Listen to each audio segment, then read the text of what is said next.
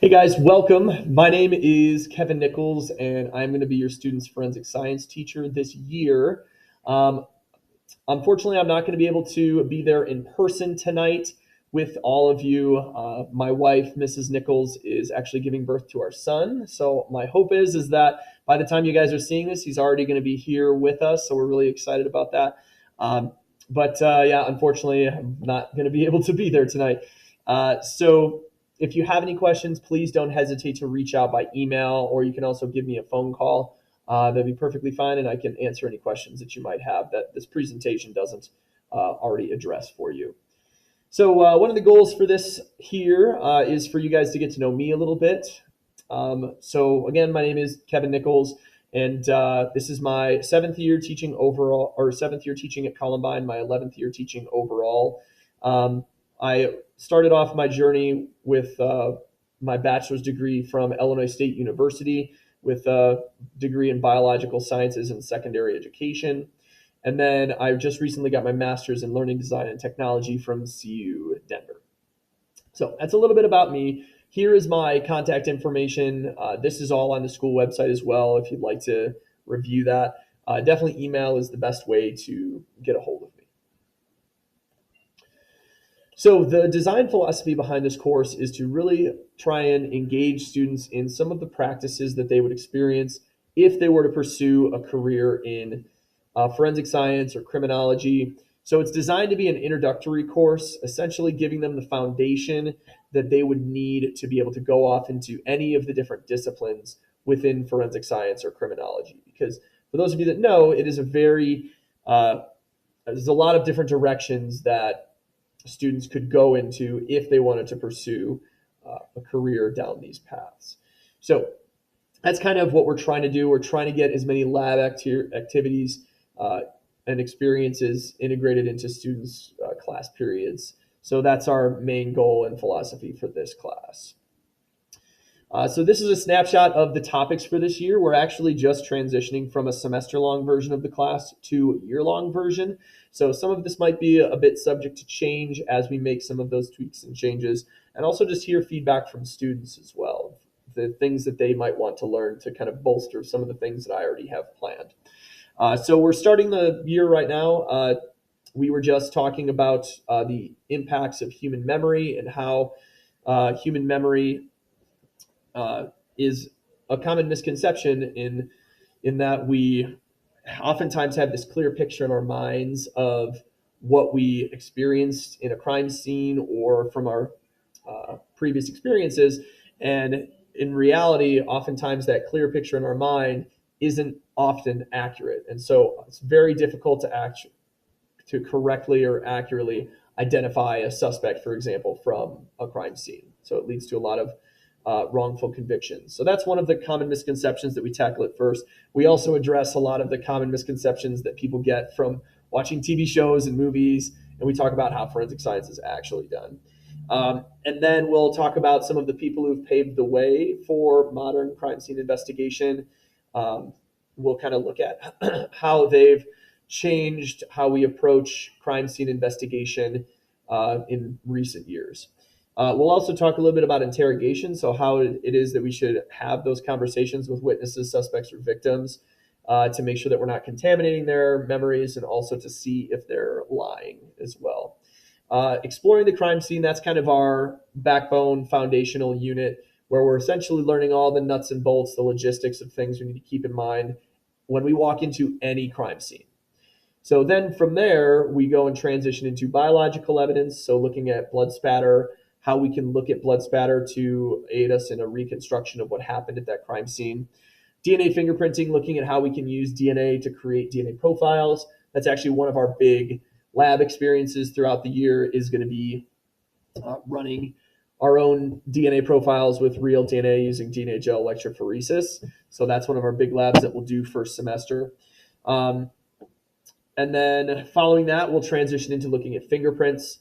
So we'll learn how to read fingerprints. We'll learn how to lift fingerprints. We'll even go outside and dust the students' cars for fingerprints, and we'll try and lift them off there and see if we can get any good pulls. But then from there, we talk about forensic psychology and serial killer profiling, which is a favorite one of the students. Then we talk about ballistics, so looking at calculating things like bullet trajectory and the position of a shooter by looking at the entrance and exit wounds on a victim, looking at the bullet striations, so the scratch patterns on the bullets to see if a certain bullet was fired from a specific gun. Then we'll talk a little bit about toxicology. We'll look at things like controlled substances. We'll look at things like calculating blood alcohol content. And then chemical analysis we'll look at, and that kind of blends into toxicology as well. Looking at, measuring what are the concentrations of chemicals that might be in someone's body and how that might have contributed to their death. And also we'll wrap up our time together by talking about calculating time of death. So we'll look at entomology, we'll look at things like the stages of rigor mortis, to kind of be able to determine an approximate timeline for when someone had passed away. So that's kind of a snapshot of all of the concepts that we'll be talking about this year.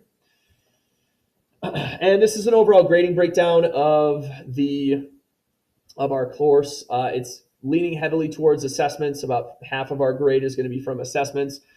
So we'll be giving daily formative assessments in the form of Enter the Crime Scenes. So you'll be able to see those in the gradebook and on Google Classroom just to kind of gauge where your student is at periodically. Then we'll have quizzes and then the larger unit tests. Lab work will be 30%, and then basically the rest of the work will be another 20% class. Okay, so I do want to take you guys on a brief, quick tour of our Google Classroom. So this is one of my Google Classroom pages. A couple things that I do want to talk to you guys about. So our daily agenda slide is right on the front of Google Classroom. So you can just click that, and this is a live document. So this, for example, is what we were doing today when I'm recording this here on the 20th. So you can always go to this if you're asking your student, and you ask them, hey, did you have any homework? Do you have anything to work on? You can always come and look at this for our class, and you can see really easily at the bottom here what was due that day, and you can ask them if that was done. Also, if you have a student that's going to be out, this is a great tool if they're going to be out in the future and they want to look ahead, or if they're making up work from being absent. This is pretty much our one-stop shop for where to go. So we also have our late work form. If students are ever turning in any assignments late, they do need to complete that late work form, so that way I know to go in and update their grade in the grade book. All right, so as I mentioned, every day we have one of these Google Forms. So today was Enter the Crime Scene number 2 that students will complete every day right when we come into class. So that's kind of a way for us to check in and see how students are doing, so we can kind of address their needs. So I organize all of our units with numbers. So unit 1 is all going to be like 1.01, 1.02, 1.03. So in the grade book, they're going to be coded that way as well. So it should be very easy for you to find your student's work if it's marked as missing in the grade book. Lastly, hopefully your student has brought up the electronic agreement. So when we went over our course policies and procedures during class over this last week, I did ask students to bring those up to you as their parent or guardian and have you sign off on this. So my hope is that they didn't forge any signatures here. As you can see, I've got 58 students that have already submitted it. So if you could just touch base with your student and see if they have. Oh, sorry, I forgot to share this other tab. So this is what the form looks like. As you can see, I've got 58 students here that have already submitted it. So please make sure that you review that with your students and then sign this at the bottom if you could. Okay, so jumping back over here, here's the late work submission form. Here's the syllabus as well on here if you'd like to review it. And then here's our agenda again. So that's basically the quick layout of the class. If you have any questions for me, please don't hesitate to reach out. I'm really excited to have your student in our class. It's going to be a lot of fun this year, and especially since we really get a lot of freedom in how I'm going to be covering this content. So I'm really excited about this year, and I can't wait to help escort your student on their journey through forensic science. So if you have any questions, please don't hesitate to reach out. Or if there's ever anything that is not working well for your student, feel free to reach out. Or if there's ever anything else I can do to help, and we can hopefully make some progress on that.